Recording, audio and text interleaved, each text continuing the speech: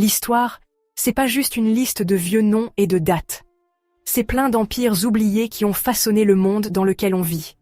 Et si je te disais que l'une des civilisations antiques les plus puissantes venait d'Afrique et dominait le commerce mondial? Et si son héritage influençait encore nos vies aujourd'hui? Le royaume d'Aksum, c'était pas juste un royaume. C'était une vraie puissance d'innovation, de culture et d'influence.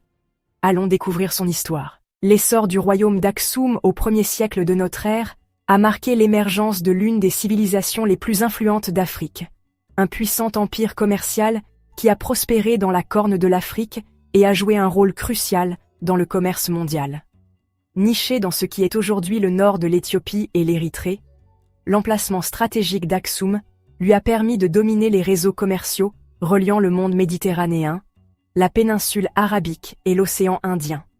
Sa richesse et son influence se reflétaient dans son architecture monumentale, notamment les obélisques imposants qui témoignent encore de sa grandeur. Plus qu'une simple plaque tournante commerciale, Aksum est devenu un centre de culture, de langue et de religion, façonnant l'histoire de l'Afrique de l'Est pour les siècles à venir. Les origines d'Aksum remontent loin dans l'Antiquité, enracinées dans un mélange de traditions africaines indigènes et d'influences sud-arabes qui ont traversé la mer Rouge. Bien avant de devenir un empire, la région abritait un réseau complexe de communautés agricoles qui bénéficiaient des hautes terres fertiles et de l'accès aux sources d'eau. Au fil du temps, ces communautés se sont rassemblées sous une élite dirigeante qui a établi Aksum comme puissance dominante. Alors que les mythes et les légendes enveloppent les débuts de l'histoire d'Aksum, les preuves archéologiques suggèrent qu'au tournant du 1er millénaire, le royaume avait déjà commencé à étendre son influence au-delà de son environnement immédiat. L'ascension d'Aksum au premier plan a été alimentée par son rôle d'intermédiaire crucial dans le commerce international. Le royaume contrôlait les principales routes terrestres et maritimes, reliant l'Afrique au monde méditerranéen et au sous-continent indien. La ville portuaire animée d'Adulis, située sur la côte de la mer Rouge, est devenue un pivot de ce réseau commercial.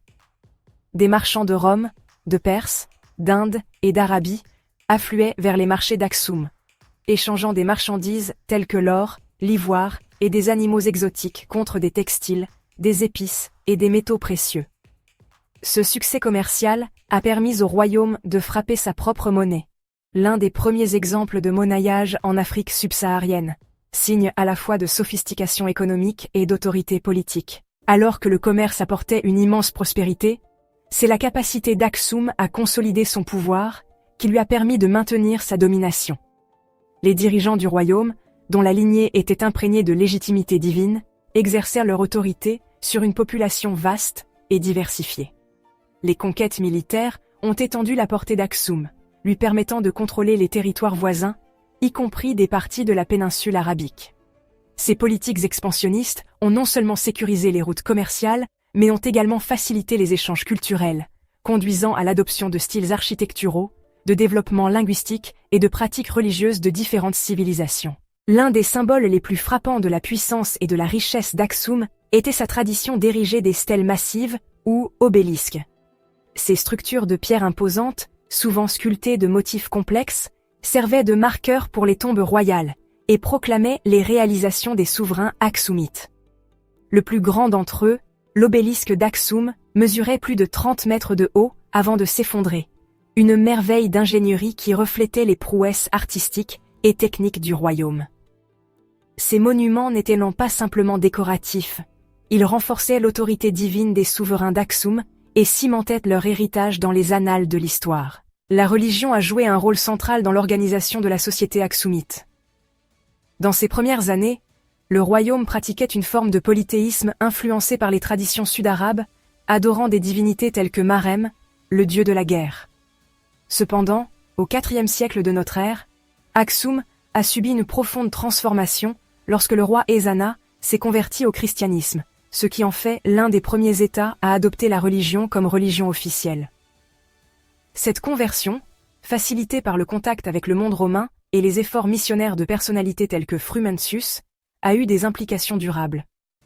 Le christianisme est devenu une caractéristique déterminante de l'identité éthiopienne, persistant même lorsque l'expansion islamique a remodelé la région au cours des siècles suivants.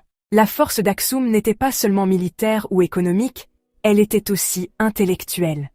Le développement de l'écriture gaise, un système d'écriture indigène, a permis l'enregistrement des inscriptions royales, des textes religieux et des transactions commerciales. Cette réussite linguistique a renforcé l'identité culturelle d'Aksum et a jeté les bases des traditions littéraires de l'Éthiopie. L'utilisation du gaze comme langue parlée et écrite a perduré, évoluant vers une langue liturgique encore utilisée dans les pratiques chrétiennes orthodoxes éthiopiennes et érythréennes aujourd'hui. Malgré ces réalisations, Aksum n'a pas été à l'abri des forces du changement qui allaient finalement conduire à son déclin. Une combinaison de pressions internes et externes a érodé le pouvoir du royaume au fil du temps. Les changements dans les routes commerciales, en particulier l'essor des marchands islamiques, qui ont commencé à dominer le commerce de la mer Rouge, ont affaibli la base économique d'Aksum. Les changements environnementaux, notamment la déforestation et l'épuisement des sols, ont encore mis à rude épreuve la production agricole, rendant difficile le maintien de la population. De plus, les conflits avec les États islamiques émergents ont exercé une pression croissante sur les avoirs territoriaux d'Aksum. Au 7e siècle de notre ère, l'influence d'Aksum avait diminué et son centre politique s'était progressivement déplacé vers l'intérieur des terres. Bien que le royaume n'ait jamais vraiment disparu, son rôle de puissance régionale dominante s'est estompé, cédant la place à de nouvelles dynasties éthiopiennes qui allaient perpétuer son héritage. La dynastie Zagwe, et plus tard la dynastie Salomonide, ont hérité de nombreux aspects de la civilisation aksumite, du christianisme aux traditions artistiques et architecturales.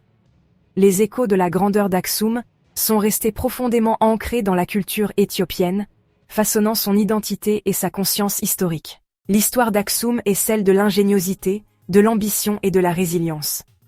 De son ascension en tant que puissance commerciale à son rôle de phare religieux et culturel, ce fut une civilisation qui a relié les continents et façonné le cours de l'histoire africaine et mondiale. Son héritage perdure dans les obélisques imposants qui se dressent encore aujourd'hui à Aksum, témoin silencieux d'un empire qui commandait autrefois le carrefour du monde antique. Je vous laisse en discuter dans les commentaires. Quelle est, selon vous, la réalisation la plus impressionnante d'Aksum? N'oubliez pas de vous abonner si ce n'est pas déjà fait. Prenez soin de vous, prenez soin de vos proches, et on se voit bientôt dans une autre vidéo.